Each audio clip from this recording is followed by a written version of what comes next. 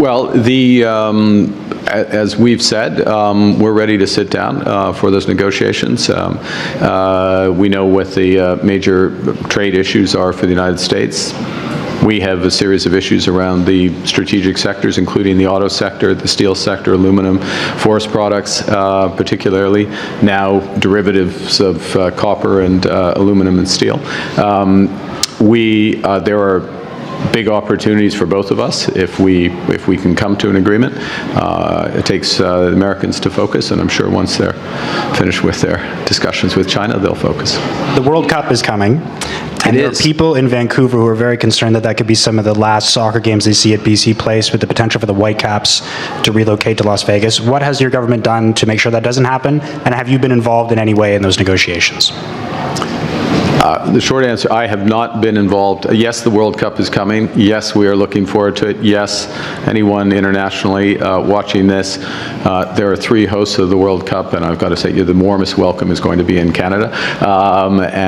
So we look forward to you coming here, and very much looking forward to, I hope Alfonso Davis is recovering as we speak, but we've got a great side, and we're going to move forward with that. Look, in terms of the Whitecaps specifically, I'm not personally involved in that. I would obviously like them to stay, but I don't have anything to say on that at this point. Thank you.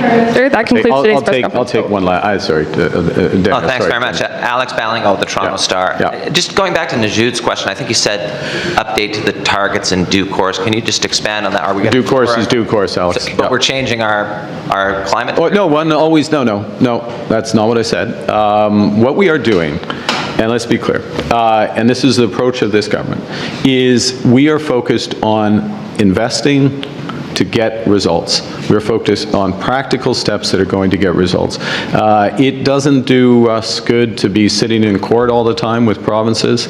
It doesn't do us good to be talking past each other.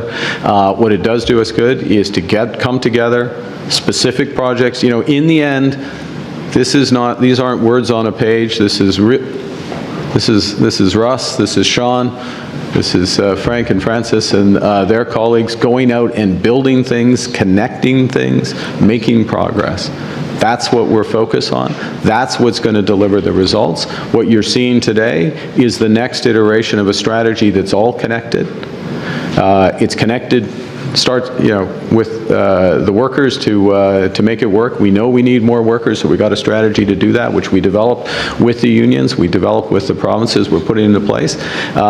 It means working with the provinces. This strategy is informed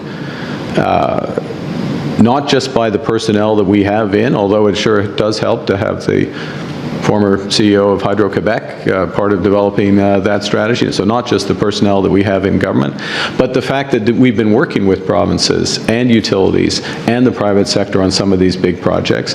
Think about the Northwest Conservation Corridor in BC.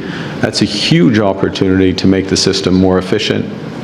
Indigenous ownership, conservation area the size of Greece at the same time, as all part of that strategy while we're making it. So, Alex, it's the emission reductions are the product of the actions, and the government is putting more focus on the actions, really rolling up the sleeves and making sure these are moving forward. And by doing so, it concentrates the mind on several things.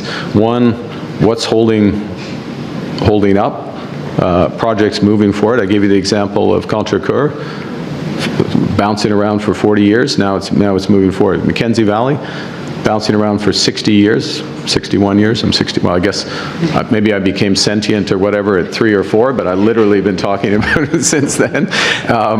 That's pretty bad when your earliest childhood memory is the Mackenzie Valley Highway, but there you go.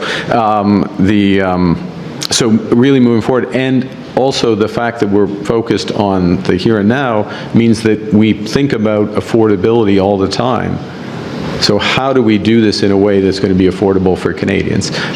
Because that's what they deserve, and we think we have a variety of things. I'm going to end on this just to reinforce. I say it's all connected, but how do we make it affordable? We make it affordable by linking together as many of the grids as possible, east, west, north. Huge efficiencies that come from that. We make it affordable through a series of financing mechanisms that the federal government can provide and complement to the provinces and others.